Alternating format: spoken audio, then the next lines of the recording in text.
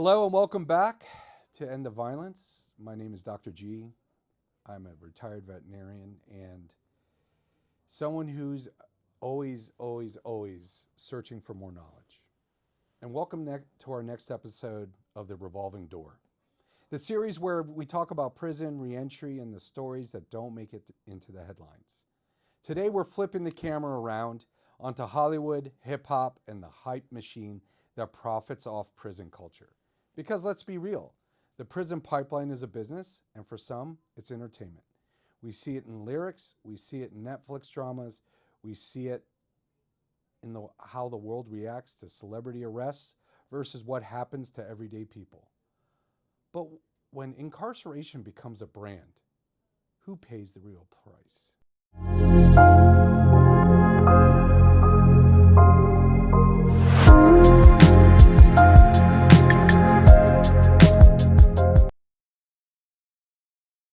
Welcome back, everyone. I am very excited to say today we have both Atiba and Pastor Andre with us. How you guys doing today? Doing great. How about yourself? I'm doing good. Atiba, welcome back from Colombia, my man. We missed you last episode. Oh yeah, thank you. Yeah, no problem. We're going to start off today. I'm just curious. When you guys were young, how did music, Hollywood, film, how did it affect your life? And did it really set the picture that you had no other choices but the life you're about to go, the road you're about to go down? Oh, now when you if I jump out here first, I got to take you back. Like so, I if we're going to the beginning of hip hop, I'm gonna take you back to like the 70s. So that's pretty far back. But no, just kidding. If I really look back, I wouldn't say that it's so different now. And I had this conversation, with a lot of young people and let them know that it's really different now because the whole hip hop industry and how I look at when I look at it in terms of a cultural thing and in the direction of the world, I have a perspective on it that's probably um, a little different than with young people because most young people know and look at the current culture of society, films, movies, TV shows, music genres, all of that is a little different. And if you look at the urban kind of culture or what people follow, it's very mainstream today. It has a big influence on young people's lives because it's so accepted. But when I was growing up, hip hop wasn't really accepted. The old cats in my family, my uncles and aunties they didn't even believe hip hop was music. So, Mm. we was barely able to get that shit off my record, player. What the hell is that? Like everybody thought it was the most ridiculous thing. So it wasn't really mainstream. And the movies and things that were kind of in that related to me were kind of hip hop, but they weren't mainstream. So it was like there might be one movie theater in the whole city that, Mm. that plays the music I listen to. I got all my music from underground shops. I couldn't go to the record store and get hip hop tapes and hip hop music. We was in the hood. We had, it was all just like, the corner stores and you had a few DJs that had mixtapes and people that was go around the country and bring back different music and we was learning and vibing kind of on the underground scene. Yeah. And when you go back into the 70s and 80s when I was growing up, even into the 90s when certain music was introduced, like the Chronic, Dr. Dre, Snoop Dogg, et cetera, in the early 90s. But if I go back into the 70s, you had Cool Herc and you had other, Marley Marl, you had Dougie Fresh in the late 70s and 80s.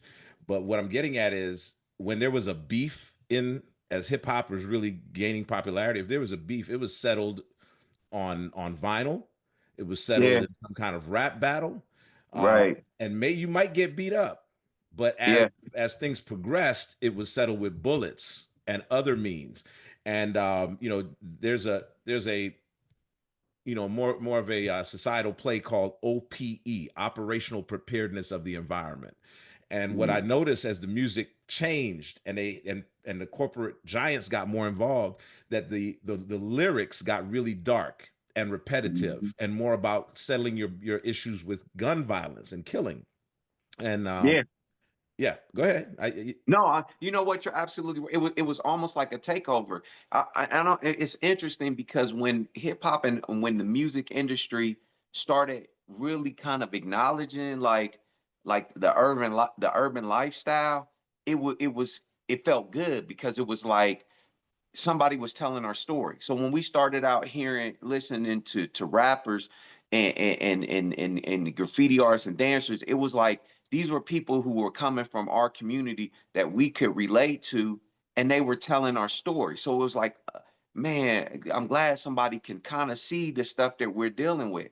But what occurred to me, I went to I went to Clark Atlanta University in the early 90s. I started in I want to say 92 maybe, and 90 between 91 92, it's kind of going back there, but I had been to prison. I went to prison, got caught up, and just and now here I am a couple years after that trying to put my life back together. And I went young, so I was still fairly young, but now I was at Clark Atlanta University, and I had been in trouble back in Ohio. So all I knew was the urban environment of Ohio, and I hadn't really spent a lot of time with wealthy African American kids who were wealthy and who came from a lot of suburbs and things. So now I was in this diverse, what you would think was more of a diverse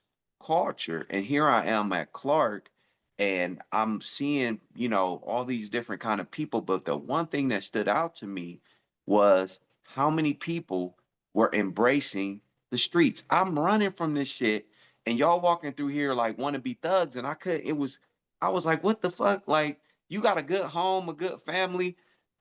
I will always wonder if people even understand the kind of shit we really have to deal with.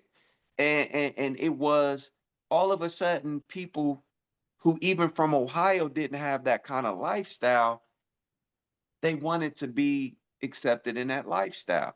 It- yeah, that was like an eye opener for me. That was. And so when you say it has an influence, I think there's layers to it, because especially now it's got a hold of communities, because there's so many kids that don't. I mean, you see it every day. You see NBA players and football players and stuff getting in trouble, and you making millions, and we everybody confused like what's going on. But that's what's happened. At first, it was a window to our world, and then once that world was accepted and capitalism was like, now we can profit off of it, it ran with it. And I feel like at the end of the day, money is money. So the industry's like, well, we gonna profit, we gonna make money, off of this music and this genre. And guess what? If we keep these motherfuckers killing each other, where do you think they're gonna go? They're gonna go to jail, and we can make money there.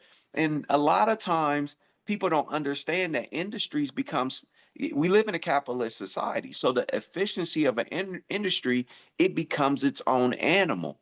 So maybe they didn't intend to start out that way, but if you're competitive as an industry, you're going to bring the brightest minds. And It's we like often go ahead.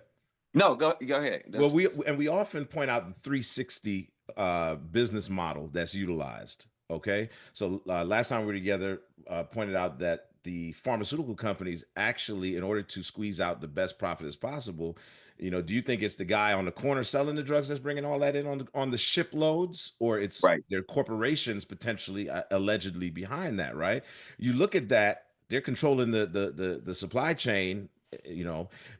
Now you go to the music side, corporations heavily invested. I won't call any names, so you have to bleep it out, but there are corporations that are heavily beverage and other corporations heavily invested in hip hop so that the message is consistent. And then let's think about the 360 on this.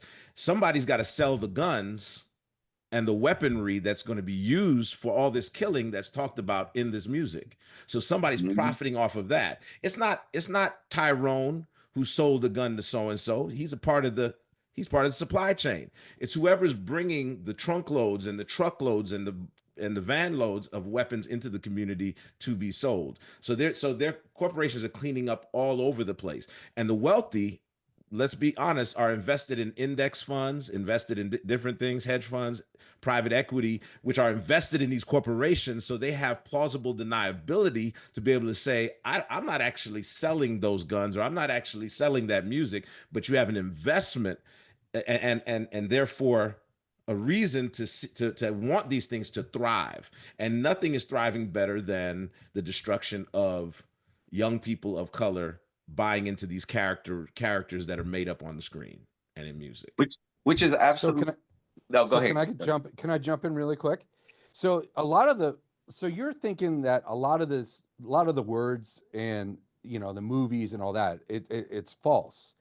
So my question to you is that why is it accepted on the streets?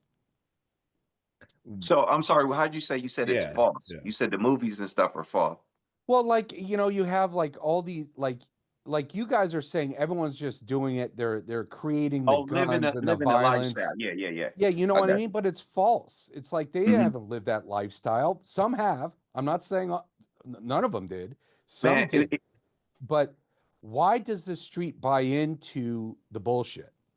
but we all buy into the bullshit. Okay, the street gets exploited. So here, okay, so the streets is playing its part, right? So the same way, that's a business model for the industry. The same way that business industry is winning because they don't care about the streets. What they know is that people are sheep, right? It happens on the street level. A pimp understands that all these bitches out here love me because I'm fly, because I'm smart, because I got money, because I got all of these things. But I can also do things that other people can't do. I can get this. I can get you to follow me. If I can get you to follow me, then I'm winning. That's what the media understands. That's what business understands. If I'm a businessman, I got to find ways to sell my product. So I'm going to use every marketing scheme I can because it's about the whole capitalist model of winning. It's generally why business people can outthink politicians. Let's just be honest. So I'm glad we had this topic because I'm about to really bring it home for what we do at In the Violence. This is what we do at In the Violence. This is what Dr. Sean Stevenson's whole model is about. So everybody in government will look and question, how is he able to do this and why is he doing that? But the basis of his model is influence the influencer, right? Influence the influencer, because everybody's fucking following them. They following them. Mm-hmm. So when the music industries and publications and stuff do it, they make mega money. When he does it, he's able to keep the community safe. But you get politicians that's in here that get confused and they can't figure it out because they think there's teams. They think this guy's a bad guy and this guy's a good guy. No, it's all about money at the end of the day. And so if you can get them on your team and you can recruit them, why not recruit these guys coming out of a prison that are dangerous? Because police are dangerous. Do you see what I'm saying? Why not recruit people? No, you recruit them because they have influence over other people. That's what you're paying for. You're paying for their influence over other people. Why do you think gangs And are their experience. They and have their real. experience? They can tell you that jail is not what they paint it to be on And television and the movies. It's something so else. imagine giving them a job to do that. Imagine giving them the job to do that. And they're a street legend. Who do you think's going to follow them? You a street legend. Everybody in the neighborhood know who you was. There's dudes that's coming home after doing 15, 20 years. They come home and every kid in the neighborhood wanted to be them more than they wanted to be LeBron James. So they have influence over all these kids, the same kids that's going to pick up the guns and go kill somebody.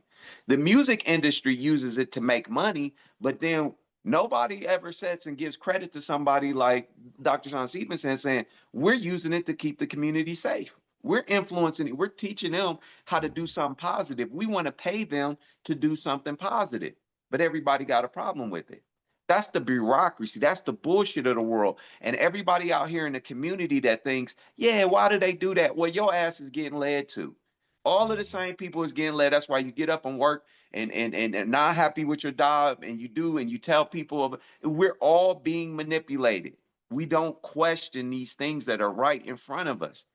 We just go along with what people tell us. It's the easy thing to do. I mean, you I, go back to. Go ahead. You go back. Well, you go no, back to no, no, I'm payola. done. Go Yeah, back to yeah. payola I mean, you're dead on. You're dead on, Atiba. You go back to payola at the radio stations, right? The music executives, and they're dealing with at these stages, they're at hundreds of millions of dollars in revenue, right? um, they used to send the paper bag lunch bags of money to the DJs to play a song from a particular artist and to play that song over and over and over until it becomes a hit because everybody gets used to whatever, and they can pretty much make any song a hit. But the point I'm getting at is, though, by beholding, the good book says, by beholding we become changed. And so that repetition burns it into our psyche. There's only two things that bypasses the frontal lobes. It's music and the spoken word. So an orator who's speaking, they can bypass your frontal lobe, your reasoning, and sink a message deep into your psyche, your subconscious even, right? And music does the same thing. So these messages that got into the music, it was and continues to be diabolical in a lot of sense. Now you have artists that are saying, I want to bring back good music, soul music, real hip hop, etc. But the damage has a lot of damage has been done, and we're sitting there. Yeah. Can I jump in? Can I Yeah, jump yeah. in really quick? So, Atiba, this goes to you with End the Violence. I mean, how does the organization and all of you who are working so hard to keep the community safe and work with all the ones who just got out of incarceration, how does it make you feel that, they're making billions of dollars to paint this picture that, hey, killing and, going to prison is so cool? Go ahead, Atiba. You know,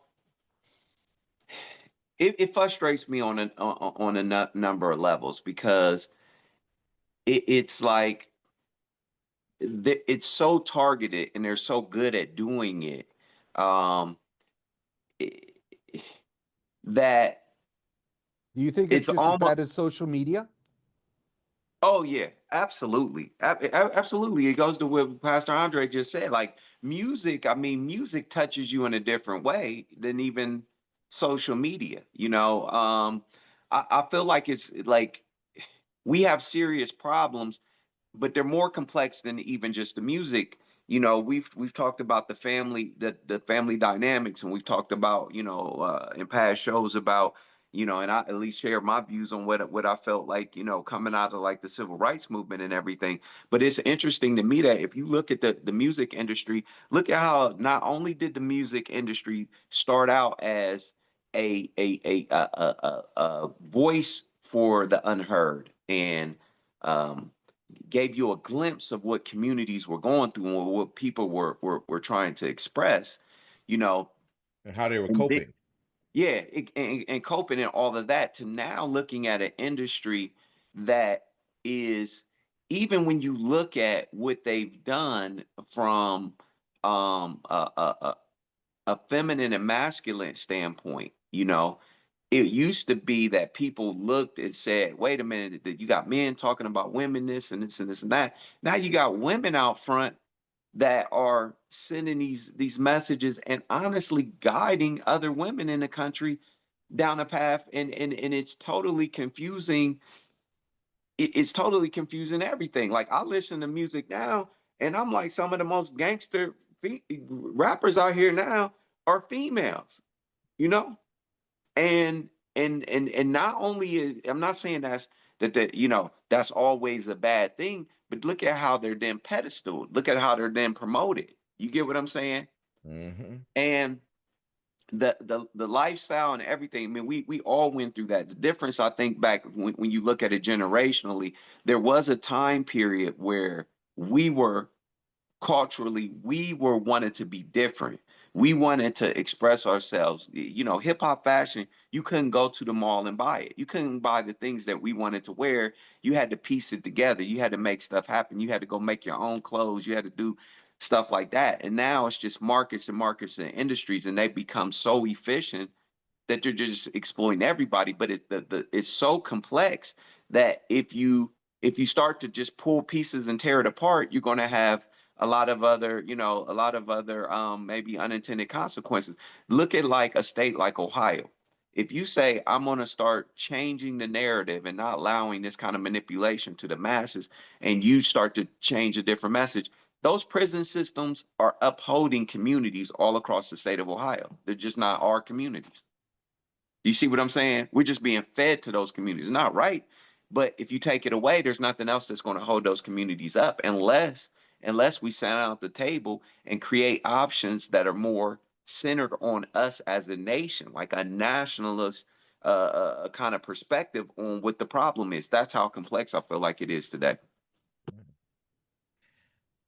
I got a couple on that I'd put on that with you there, Atiba. I mean, I believe that there's an indoctrination. Let's get religious with it, right? There's an indoctrinate. Well, maybe doctrine is not necessarily just religious, right? But there's a doctrine that's been shared to our children, through the music, and that's what I guess I've been edging towards continually. And basically, whatever you teach a child by the age of 7, that really becomes ingrained in their minds, right? And so there was a time where children were shielded from a lot of content. Now they're exposed to all content. Netflix, Yeah. they got these devices in their hands, etc. But that's not really where I want to focus. I just want to focus on this music being played repetitively. It becomes a doctrine which I finally, I knew what the doctrine of my denomination was, right? I grew up understanding that. But then did I ever stop and just look at the definition of a doctrine? And it's a body of belief, a body of thinking, a way of thinking, right? And so hip hop has been, I think it's been abducted by corporate America, Mm-hmm. and a certain message has been fed through that indoctrination. And so neural pathways, because this podcast we're supposed to get into some of that, right? The scientific and academic, whatever. And I know you always drop some gems on us. And so that neural pathways get stronger and stronger over time because that's the focus. I mean, hip hop has took over in these decades that I've been living. It took over so much that it's like video games. Some people, that's all they want to do. All they want to do is listen to that. And so it's just ingraining that in their minds. When I first graduated and started pastoring, when I got my MDiv up in Michigan, and I started pastoring in Virginia. That was in the late 90s. Tupac had been killed. Biggie had been killed. And hip hop was bigger than ever. And my roommate worked for Def Jam. He led the Def Jam street team for Virginia. I was single, he was single. We grew up together, so we ended up being roommates. And I saw how much money was poured into, like you said, you couldn't just go to the big stores and get these items. Even up to then, Yeah. it was, really just getting in. But they had street teams that went into the streets at a grassroots level with a very tailored message of the music that was coming out. And DMX and Jay-Z and all these other people were big during that time. And, a lot of things were sold to our youth that I Mm-hmm. think at the end of the day has now, all these decades later, showed up in some very negative ways. Yeah. Andre, Yeah. can I jump in really quick? Mm-hmm. So, how do you work with these kids that take the words of hip hop or the gang films you see on Netflix or the violence they see on Netflix? Yeah. And how do you work with those kids that carry that like a badge? Like, how do you tell them this isn't reality? Reality is going to be a lot worse. I mean, because they're not going to know unless they experience it, correct? I mean, for us, like the kids that we work with, we work with kids that have more bearing and influence over, the kids from the areas, the kids we deal with heavily justice involved. So, uh, if a kid comes into, ETV, it's nothing but legends sitting around there. You see what I'm saying? It's nothing but, and that may sound like, how can you use the word legend in the street sense? Legend, yeah. There's cats that have reputations out there on the street, and they the community knows who they are. So when the kids come in, they see them.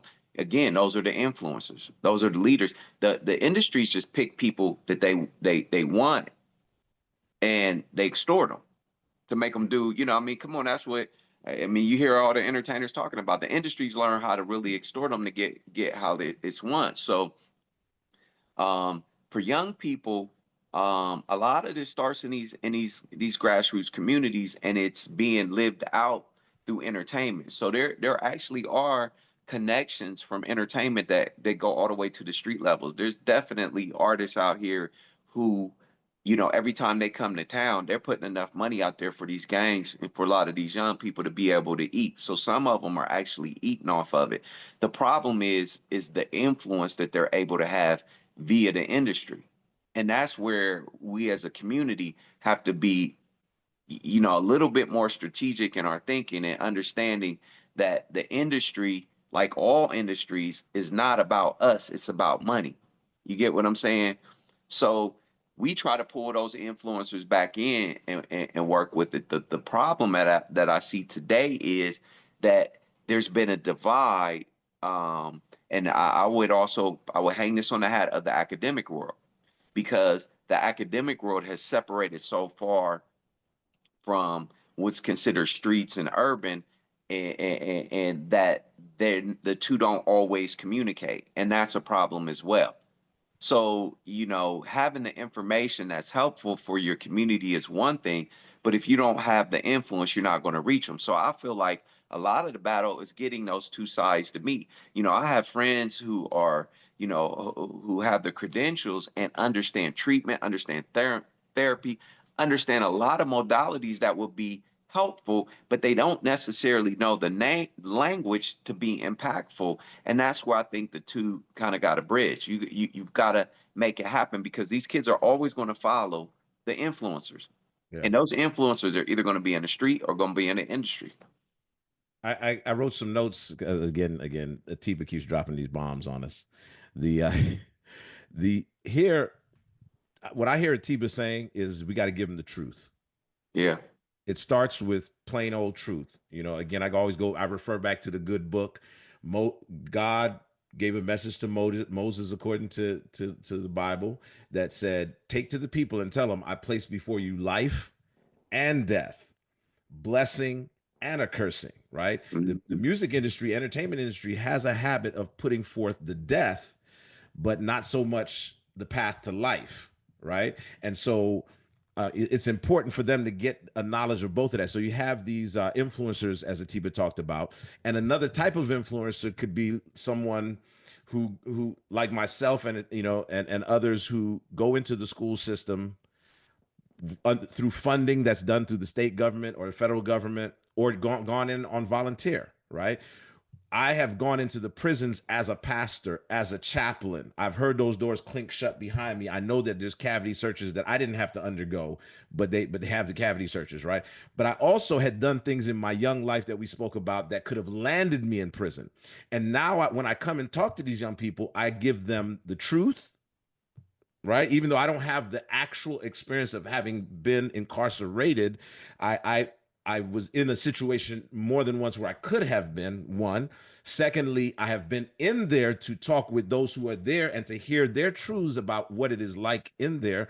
Thirdly, I'm saying here are tools now at a young age, like things like personal agency and explaining it, telling my personal stories of what happened to me, and I'm here today to as a cautionary tale, and saying you can take these tools again, like personal agency, productive struggle, absorptive capacity, Gershon, all these things I know we talk about it in class. You have all of these tools given to them at a level they can understand. Now when they're looking at the world and their friends are saying, hey man, let's go sell or do XYZ, they now say, you know what, I'm gonna think for myself.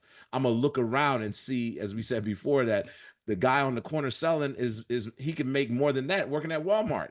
He may have to go there every day, but it's a wake up of sorts for them. So I think the truth is key, and tools next as well. But isn't it? It's like it's a never-ending battle, because you have those who are in the industry who have done time, been shot, been part of a gang, blah blah blah. The story goes on, who glamorize it, and then you have those who are not in the, have not been part of the system, have not been shot, probably raised in Beverly Hills, Brentwood, Santa Monica, Dallas, Texas, and nice suburban communities, and they glamorize it even though they don't. Is it a form of exploitation on both sides? I mean, how is any young child supposed to know any different? Well, yeah, you're right. And it's the track that you go on to get there. I mean, everybody is looking to be successful in life, and it's how have we begin to define success in our current society? And that's why I say that there's so many layers to it. It's so complex. I mean, I would tell you a big part of that influence is it impacts us all because our status in life is tied to wealth. The type of woman we have in our life, or man, or whoever you have in your life, whether you're female or male, is all these things define who you are, and they're all tied to wealth. And Let me jump so, in really quick.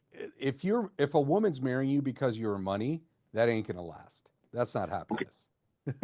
no, I'm not going to argue that. But what I'm saying is, so if you're okay, let's just take it like this: a larger portion of society now says to women, "This is what a good guy is. He makes this and I don't care if it's unrealistic or not. They believe that, and if they believe that, you know, they aren't happy. Everyone, especially in the social media era, everybody believes that they're a superstar. So you take the average woman out there, and been research. I don't want to turn this into a female conversation, but there's a lot of research that supports that about women in general are very selective to about 20% of men, just across the board. They're selective, and that's what they've done. Research on the date apps and look at the number of swipes and how women what they'll consider where men aren't. Men have a larger range, and men are more accepting of and tolerant of that. But with social media now, you have a range of women who all are chasing this dream idea guy. So it's like this guy, you're not a success because you don't make this much money, you don't wear this clothes, you don't drive this car, you don't have all these. So you add all those variables, and then you take a guy who's a felon. So now I don't even have the illusion of the appearance of being able to earn. And you say to me, just go be happy making this amount of money. Um, and you say this and sell this to young people because it was hard for me to buy that growing up. It's like, why can't I have more? Why can't I excel? Why can't I be like, all these people out here? But we were all chasing that because that's what everybody wanted. That was the status in society. So society also has a responsibility to push back on that. There was a time when I was growing up where women were like, yeah, but I'm this kind of woman. These are the things that I bring, and these are the tangibles, and it wasn't so commercialized as it is now. Now it's like a mad competition. And if not, you're almost, I think society almost looks and looks down on men for a lot of variables that they can't control. And that's a lot of why you're able to do what you do in the industry. Everybody wants to be that. Hmm. A woman's not just happy being who she is because if Nicki Minaj, or I'm sorry, if Cardi B got this hair, or if Meg Thee Stallion got this outfit there, I gotta have this set. And it's the same on the man side because everybody wants to live this style of life. Look at people's social media feeds. There's people on there. I didn't even know was a thing until it's like, oh nah, that ain't my car.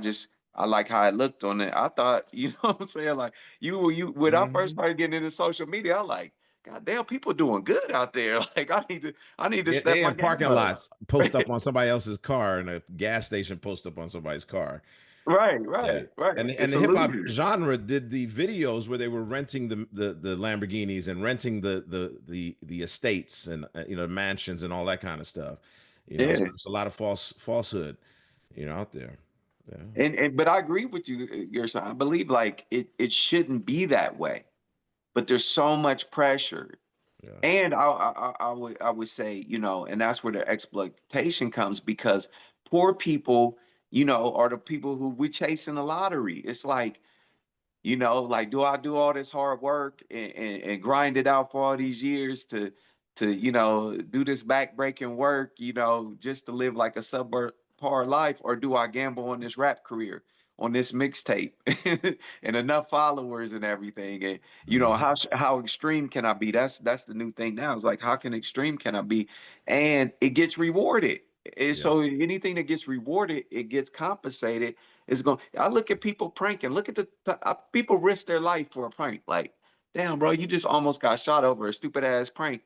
But then you look and this dude is driving a Bentley because he got so many clicks on it. It's different. Y- You know, we are so easily influenced, Gershon, to your question of why, if there's a system pushing this, why are people falling for it?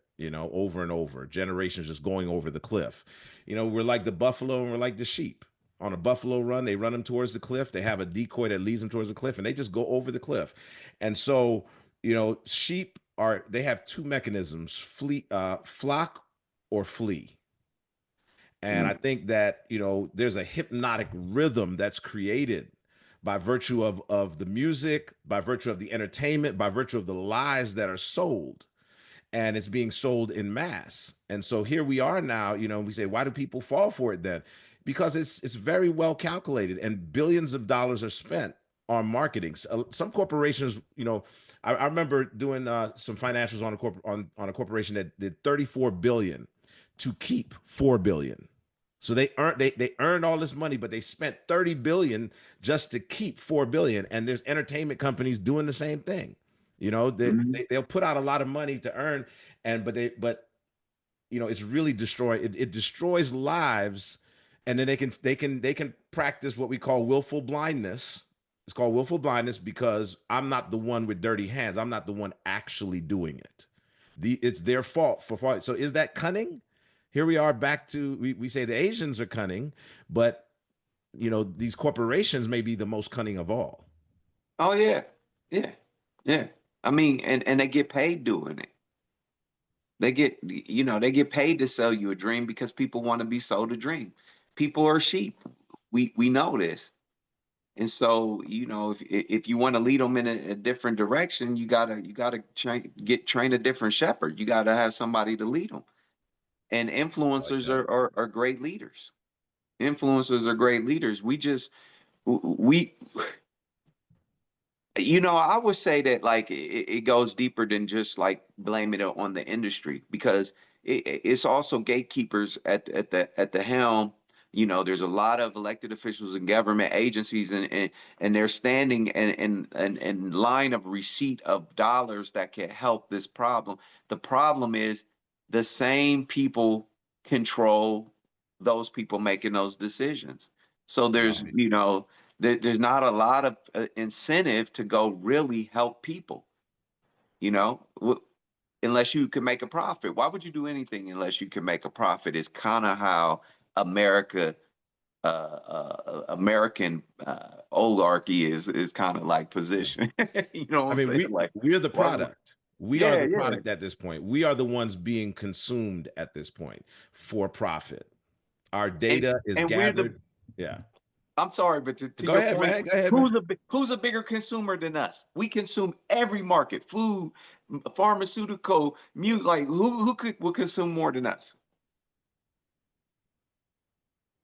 Can I get back to something you said though, Atiba? You said, the lotto, right? The people are trying to hit the lotto. Yeah. In urban community, I mean, suburban communities, the lotto is the car, the house, the boat, the bank account. In urban communities, because like I said, I'm trying to learn. Is the hmm lotto money, or is it street cred, or is it both? it's both really kind of similar in the suburbs. So think about in the suburbs, like the guys that were like, they came from a family of athletes. You know what I mean? It was like these dudes know, and I seen them because my son was an athlete, and then nothing, and people always like, oh yeah, black people, we go all out for our kids in sports and stuff, but it ain't nothing like that family, that suburban family that has that shining star, and they try to do it on multiple fronts, and it's the same way. that person gains status, but that status in sports also helps them get into a better school, also helps them befriend different people of different social economic brackets. Do you see what I'm saying? So Yeah. it's similar thing. It may you all in the suburbs don't have to wear your wealth on your body because there's different ways to demonstrate it. Do you see what I'm Mhm. saying? You know, Yes. if your father's really powerful, he just buys the biggest house around there, and everybody gonna know who he is. It's a little more harder when you in the hood. I might have to wear my wealth around my neck. You know what I mean? Or But on your car. yeah. I mean, like the 24-inch rims or now the 30-inch rims, who knows? The rims cost $10,000, 20,000 or so. The tires cost $1,000 a piece. So there's there's an economic trap that happens to get that status, that image in the community, and it costs a lot, but it's not actually You going also somewhere. forgot about the $20,000 sound system inside the car in order to Oh, play yeah. all this and music the, that and the we're bowling bitching ball about. paint job, the swirl or the iridescent paint job, and we see it at all of the spring break events in Daytona Beach. Used to be Freaknik in Atlanta, but it's millions and millions of dollars of goods that are being used to cast that image, and then you have those who don't actually, they're working blue collar jobs and still trying to cast the image. So it's a big economic trap that creates a broken cycle in our environments. So let me ask you guys a tough question. Uh, why do you think black and brown trauma, pain is more accepted and celebrated in Hollywood? Oh, because mass media it exploits that. It's like, that's also how they keep control and keep people in their place. Mhm. Look at like everything going down with like lately with like P. Diddy and all of these like people. It's like when the industry can show people how fast they can take it, I mean, um, and you gotta keep black and brown people in their place because there's hierarchies in this world. You see what I'm saying? It's like you might be okay for an album, but we didn't say you can come in here and have all the publishing rights. We didn't say you could come in here and have distribution, and you know what I'm saying. You keep going up the list. It's like somebody up there gonna be like, all right, now you're going too far. Does that Yeah. make sense? And I'll add to this that I believe that the systems and the industries are harvesting right now as we change, as we always talk about the digital transformation. So they're harvesting because individuals, the age of exploitation is being transitioned to the age of data, and that data is going to decide. And if you don't meet the data standards or whatever, then you'll be considered irrelevant. So exploitation of people groups and all of that, it may not seem like it's coming to an end, but it's coming to a cataclysmic end where there'll be just two groups, and we've mentioned the haves and the have-a-lots. The Yeah. middle class crumbling, a lot of people that are on the edge of wealth crumble right down into the haves. Universal basic income and all this fancy stuff, and I know I'm getting off into the wild blue yonder over there, but I believe the system is harvesting now, where they put forth the P. Diddy's and the R. Kellys and keep us off kilter, and even President Trump's legal issues with the prostitute and the strip club and the whatever.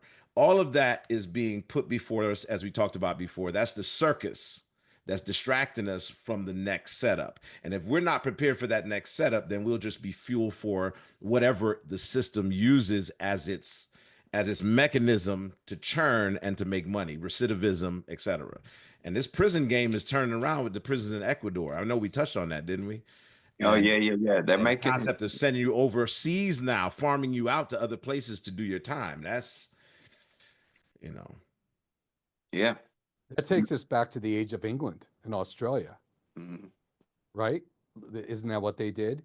I think I think what El Salvador did though, when that high security prison where they put all the 13s in, um, I think that it changed. Well, you got to trust the media and trust who you're reading, but it's really changed the country in general. Do you Oh think yeah. do you think any rappers will ever rap about being in prison in El Salvador. I mean, there's nothing being glorious about that, I don't think. They will if there's a market. See, that's the thing. It's like now the rappers, you know, the industry controls it, because if the industry's paying for your distro and they're putting the stuff out there, like, you're going to write what they want you to write. And if somebody else is willing to write it, if you got to eat, you got to eat. So, I think, I think that we're seeing more and more exploitation of industries that we didn't think could be exploited. But that's kind of like the nature of capitalism. Is the nature of capitalism can make you very efficient, and I think if you look at all of these different disciplines, they can all be very efficient, but it can go too far. You can lose focus of what, if you're a business, if you're a financial group and you're in all the, or let's say what you do is you make automobiles. I don't care. Automobiles is your industry. You want efficiencies to be competitive. Eventually, those efficiencies can start to eat at the quality of a car, because it wants to it wants to be so sufficient. It's sustaining itself. So it's like, hey, let's make cars that break. That way more people will buy cars. And then, if not only if they break, if I specialize in the parts that go here and go there, you just start creating more money. But if your whole goal is to make money, that's what happens, versus if your goal was to make good cars. Because if your goal is to make good cars, you would eventually make yourself out of a job. You would say, I'm gonna make a car so good nobody ain't gonna need me no more. They ain't gonna even never buy another car. That's not capitalism, Mhm. though. Do you see what I'm saying? Yeah, and now they're pushing stakeholder capitalism, that all stakeholders benefit and get value out of whatever takes place, versus what capitalism has been. So, to your point, we're at a phase now where um, there a lot of industries are being forced to prepare for the new way of making money. And how do Yeah. they do yeah, and how are they going to do that without exploiting people? That's the big challenge that they're facing. And there's a lot to go there, because we're talking a lot about uh, we say black and brown people, or however we want to term it, people of color, that have been exploited all this time. And and I know when I get off into the United Nations, that's like a whole conversation all by itself. But you know, I really believe, and I said it earlier, that racism as a system is being literally dismantled, but it has an ebb and flow. It has a back and forth with people lashing out over it, people disagreeing, and etc. But it has to be dismantled as a system for the new toll booths. And we talked about this way back, the new toll booths of the rich to be set up. And what that simply means is, you hear a lot about the stock market, and they call it the greatest wealth transfer. And that transfer is just transferring the wealthy transferring their investments into the new vehicles of the future. And the racist systems that we've been discussing, right, that have been right clearly straight in our face, just taking advantage of children and youth and the poor and etc. Those systems, like I said, I believe are being harvested now, to now almost with all of the political wranglings and everything going on in our world, shifting us to this new system where still there is a form of exploitation, but it's you can't blame it on white people, you can't blame it on whatever.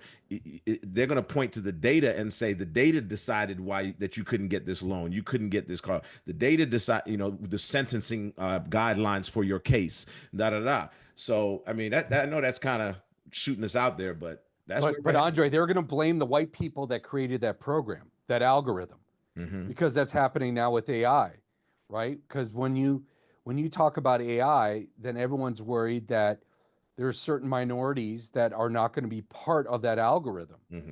So they're always going to find a way to Yeah, point yeah. blame. But that's for a period of time. They've been Yeah. testing it. They've been testing it. I give a car analogy. Volvo created Polestar as their electric car line So they didn't have to run the Volvo name on it. They used for several years. They work out all the kinks. The cars are breaking down on the side of the road, and et cetera, et cetera. And finally, once they worked out all the challenges, they labeled them now as Volvos, and they're letting Polestar go away. So what I'm saying is that these algorithms created by whoever in Silicon Valley and et cetera has run the course, has hit all the challenges and the regulatory issues and the biases and all that, and they've been working that out. By time this system stands up, and we're at the age, by 2030, a lot of these digital systems need to be in place to meet where we're heading. By time it's set up in place, a lot of those biases would be worked out of the system. Yeah, I, I, yeah. I mean, that's kind of like I feel like the whole complexity of this issue. I feel like what we're dealing with in today's age is a system that was kind of rooted in racism, everything. But now that's just being manipulated to keep one side against the other side. At the end of the day, if you ask me why Black and brown people are in a situation and why we deal with the brunt of it is because we're easy targets. Because of racism, we're easy targets, but the system is just feeding on everything. It's feeding on white people too. Believe that. It's going to feed on every motherfucker out here, but it feeds on us initially because we're easy target. Because our communities, our structure, the traditional values, all of that was broken down because of racist targets. But now that we've kind of, in these modern technological era, we're just easy prey, and everything is about profit now. And the only way that we can really survive is to learn to educate ourselves and equip ourselves with how mass media drives everything. And that comes from really being like a critical thinker. We have to be more broad and objective in our views. And there's a African proverb that says something to the extent of a wise man never ceases to learn. Like we gotta stop thinking we know every fucking thing and listen. And that is across the board. I don't care if you're the most educated person on the earth or if if you can't read or write. We gotta start listening to each other because we always look around us and say, how intelligent is this or that person or this and it, instead of looking around us and saying, how is everything around us intelligent? Because we're not learning anymore when we think we know everything. And we're all being exploited by that, by the few control. It's it's the old school pimp hand. The pimp got everybody got his bras against, and he just running game on everybody getting rich, and that's what's happening in the world. And when somebody try to, step forward, And we we, talk about politics and say, "Yo, man, they playing us. They playing us all against each other and everything." You know what I'm saying? Well, all he do is throw somebody on them. and Like, poor people and people of color, sadly, and I say that to sweep in because there's a lot of poor people of all different colors. Poor people and people of color have been the bottom B, oh yeah, and the bottom B for the pimp. And maybe I know Atiba will say exactly the what you're word for saying. me. You know what I'm That's saying? I'm trying to exactly keep who it. we been. Yeah, We'll kill that's the for one your you ass. can count on. That's the one. Yeah, Yeah, we build you. We're yeah, the one you can count on to go back to prison over and over again because right. we can't we're having Yeah. emotional and traumatic issues of controlling our and then we're blamed for it. I think there's a whole coming together that needs to happen. And you fool me once, shame on you. Fool me twice, shame on me. Fool me 3 times, then I'm just a fool. Yeah, we stopped talking, so we all believe that our silo is unique. So the same shit that's happening in the hood happens in the suburbs. It's all Just packaged happened different. different. Yeah, That's it's just packaged differently. it. Them Okay, boys sitting okay, around. so Go ahead. so let me ask you guys. Let's flip the script on you guys. Let's say you are Hollywood, right? And you're making a movie, a documentary, an album. What message do you think you need to put out there that is not being put out there? How would you do it without getting rid of creativity, without, and all that other stuff? What message would you guys put out there? Well, here's my thing. I wouldn't say my message. I believe it's in fair competition. So in fair competition, you let the artists emerge. You let the people decide. See, but here's the thing. When we talk about the industry, if I was the industry and I'm in it to help people, or am I in it to make money? Because if I'm in it to make money, I'm gonna put my pimp hand down the same way the industry is putting their pimp hand down, which is I'm gonna put the movies I'm gonna put out here are the people I can control, because I want to be able to put part two, part three. I need another movie and everything.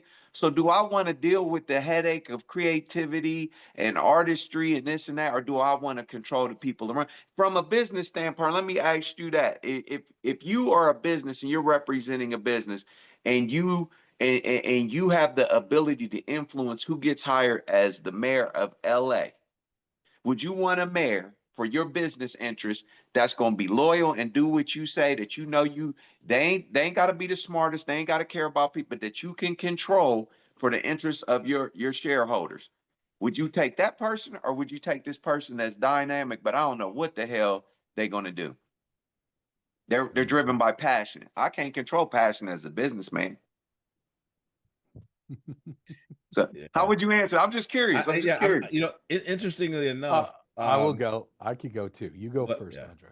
Well, interestingly enough, I remember watching a TikTok where this guy, young guy, was asking this pretty girl a salacious question. He's like, "What position do you like your man to put you in?"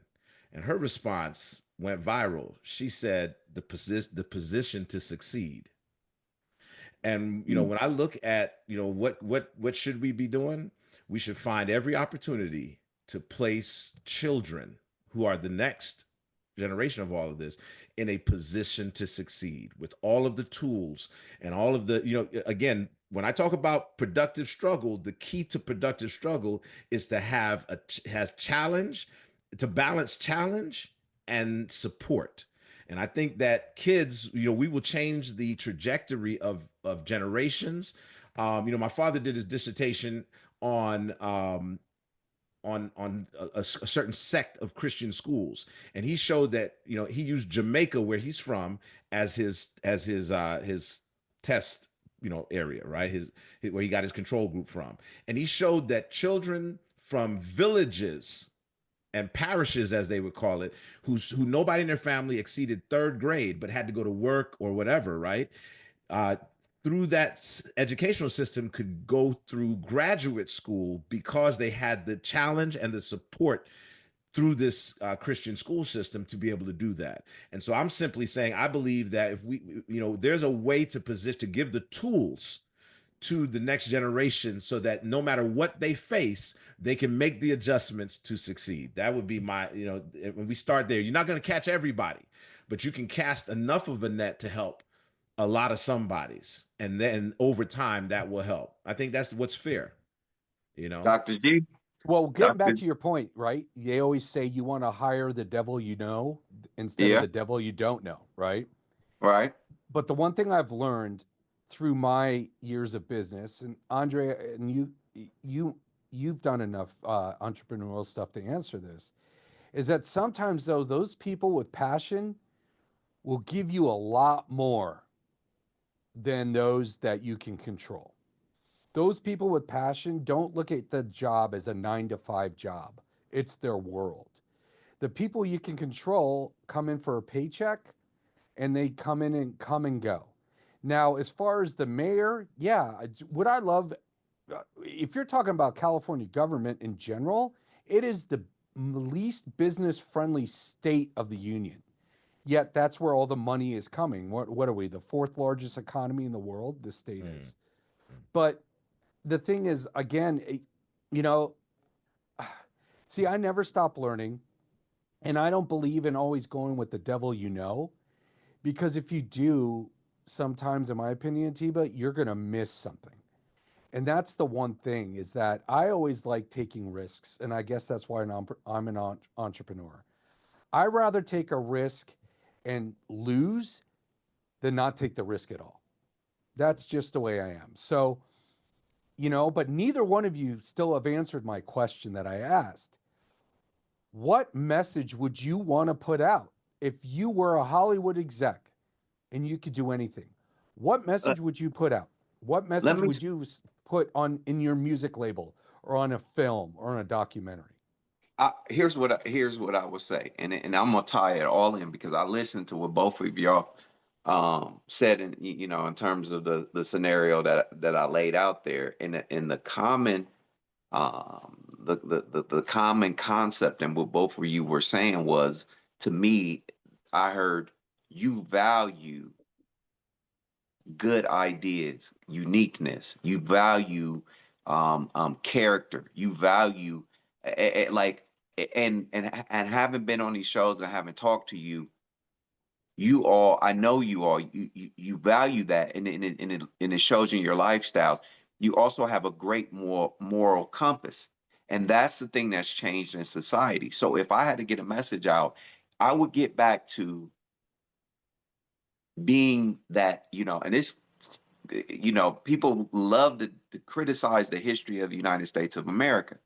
But one of the things that I will say is really, really, you have to feel like, as every citizen, if you read the history of the United States, as flawed as it is, there was a time period where we acknowledged good people, good men, good women, um, and that was based on character. That wasn't a pretend thing. It was something that you had to earn. You could make a mistake. You could do these things, and you could be forgiven. Even if we want to look at some of the leaders that didn't get a fair shake, historically, in the civil rights movement and things like that, that are widely accepted today. We've always found that way to value good people and find, good people. I think that's been replaced by the industry. And so if I had a message, it would get back to letting winners be able to compete and win on their stage. So if you're going to run for mayor because you're the best candidate for that city, fuck all, everything else don't matter. You're the best mayor, and let's base that off of a number of things that count. If you're going to be a great singer, we're going to create a platform where you can win on your merit, not me manipulating people into only hearing your music so that you're so popular that you win. The message that I would send to the world is that we're all going to, as imperfect as we are, we can embrace the uniqueness in that, and not team up and not gang up on concepts like. So that might sound real general. I don't know how you boil that down into a music, but that would be the message that I would want, for our country. We've gotten away from just allowing good men and women to have dialogue, and we're represented more by ideologies and not the actual people. What about you, Andre? You know, I would want this question to cook a little longer. I think maybe a separate outtake where we kind of just dialogue back and forth on it a bit, because um I have, it's a couple of angles that just come to mind. I'll give one where I would have to first think of who do I want my message to go to, because when I look at systematic racism, right, this concept, right, I don't think anybody sitting here will deny that these sorts of things happen. When you know that there's over 3,000 towns and cities, black towns and cities that were thriving at one point, that were burned, eminent domain used right here in Tampa Bay, St. Petersburg, the black business district. They use eminent domain to build the Tampa Bay Ray Stadium, the Tropicana Stadium, and they got rid of that whole district of black businesses that were bought out, and oftentimes for the price that they were told they were going to get. In other words, less than what it was worth, and those families went on, many never to rebuild their businesses. So I would simply, first of all, consider, am I speaking to people of color, poor people, and saying, hey, this is what you need to do? Definitely I got to do that. But how about those of any color who have influence or financial capability? And I would say, take your foot off of the necks of those who are systematically oppressed, so that they can actually have a fair chance. That's why I mentioned those cities that got burned down. We've only heard of like Rosewood and other cities and out in Tulsa and things like Yeah. that. But I believe if you give people opportunity, the words of Thomas Sowell that we talked about a few times ago, you know, there are many people of color with the skill, the knowledge, the skill, and the willingness to work, and there's plenty of opportunity out there. And I think Yeah, that we're coming to a stage where people need to learn and be prepared to take advantage of the opportunity. I think that'll open up a lot of doors for people. yeah. I think like like the whole racial thing. I mean, racism stems from economic disparity. I mean, it's just a huge gap between the haves and the have-nots of any group. You're not going to get rid of that. And if you really were serious about it, then you would close the gap. But we get it's That would be being communism, right? yeah, exactly. It's being nowadays everything's being manipulated. It's being used to deceive and and build elite alliances and things like that. And we've gotten away from just even having like the correct moral compass like in life. Like and nobody's trying to like hold on to that. Like we're focused on quantity over quality. We're so focused in the United States. We're the biggest consumer experiment in the world. Mm. We're going to consume it. Other places in the world don't care about that shit. We care about that shit, and we infect them. So when they do care about it, it's because they've been infected with us. Mm. So I'm going to close this out and give you guys the floor. If you were going to have a chance to sit down and talk to the industry leaders in Hollywood, in media, in music, what would you say to them about what their words and their product is doing for the community?